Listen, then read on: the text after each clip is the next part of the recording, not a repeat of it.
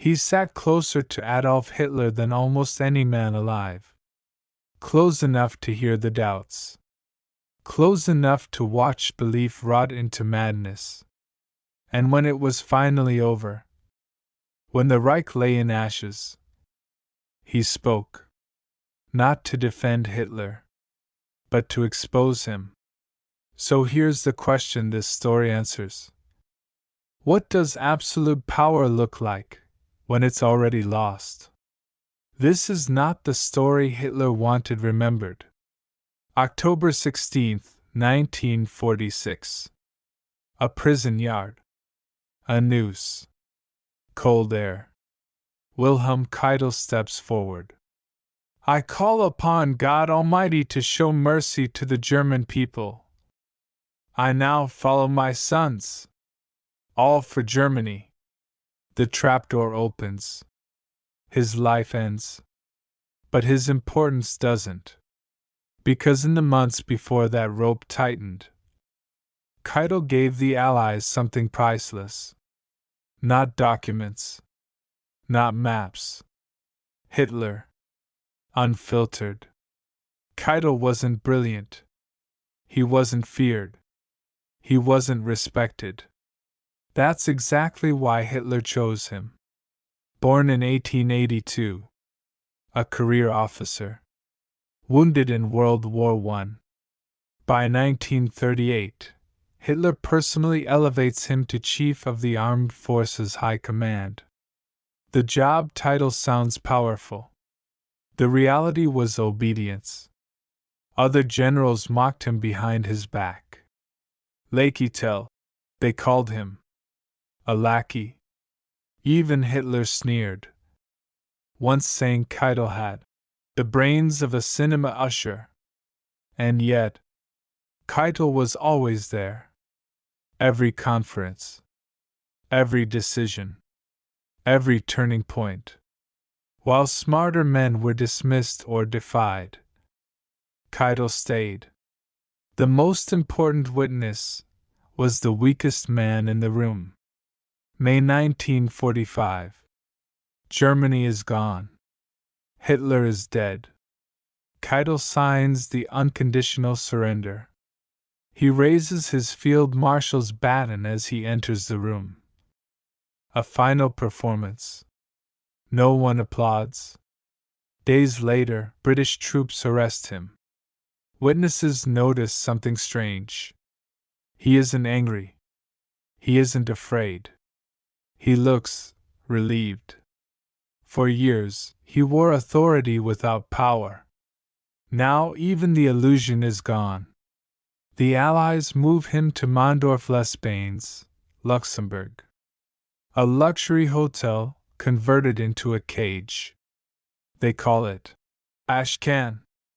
Inside, Göring, Ribbentrop, Speer, men who once shaped the world, now watched around the clock. And this is where Keitel starts talking. Not boasting. Not raging. Explaining. Keitel tells interrogators something chilling. Hitler trusted almost no one. He deliberately turned subordinates against each other. Overlapping commands. Vague orders. If something failed, blame scattered outward. But authority? That stayed with one man. The Führer's will was law, Keitel says. Nothing else mattered. Hitler had a photographic memory for weapons and numbers. Factory output. Tank models. Rail lines. But once he formed an opinion, it became untouchable. Contradictory intelligence was treason. Disagreement was betrayal. So officers stopped correcting him. The German High Command knew the truth and chose silence. After the failed assassination attempt in July 1944, something snaps. Hitler becomes convinced his own generals are enemies. Meetings change. They're no longer discussions. They're monologues. Hitler screams, slams tables, threatens ruin. Officers delay bad news, not to deceive, but to survive the explosion that follows it. Keitel admits it plainly. We learn to remain silent. As the war collapses, Hitler retreats into imagination. Entire army groups are ordered to attack. Groups that no longer exist. Maps show divisions destroyed weeks earlier. Keitel watches orders go out anyway. I sometimes wondered, he says, whether the Führer understood what he was ordering. Reality has left the room.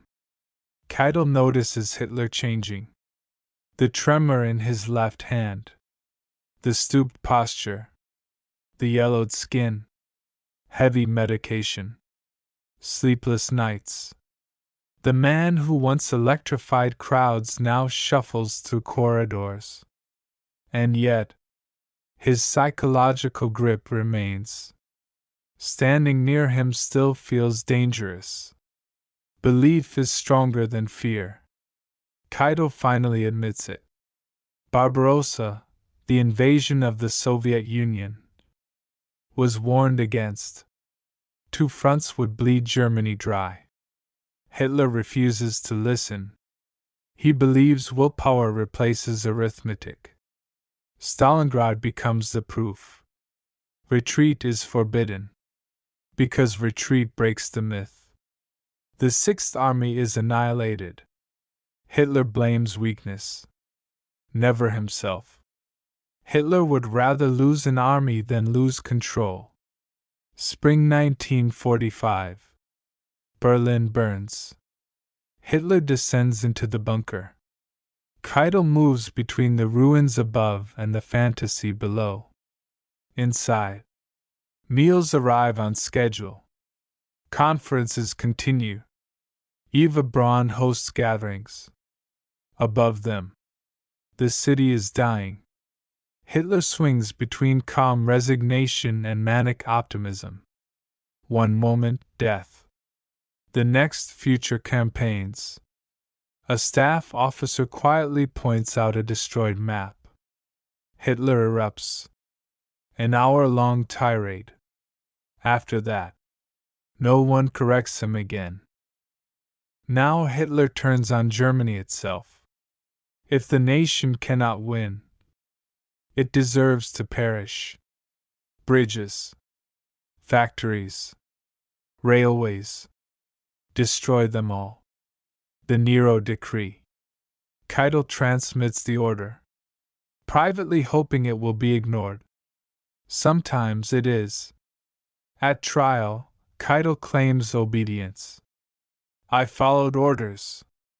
The court rejects it. Documents bear his signature.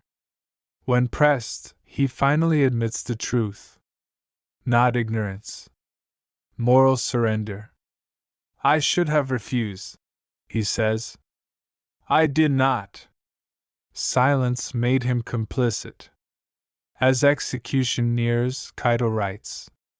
Still conflicted. Still trapped. October 16, 1946. The rope tightens. His ashes are scattered in secret. No grave. No monument. So what did Wilhelm Keitel reveal? Not just a dictator unhinged by defeat, but a system built on obedience, on silence, on men who knew better and complied anyway. Hitler didn't rule alone. He ruled through people like Keitel. People who turned belief into orders and doubt into inaction. That's the uncomfortable truth. Tyranny doesn't survive on monsters alone. It survives on ordinary obedience. And that's the part of this story that still matters. If you want more stories that go beneath the myths and expose how power actually works, subscribe. History doesn't repeat itself. But it rhymes.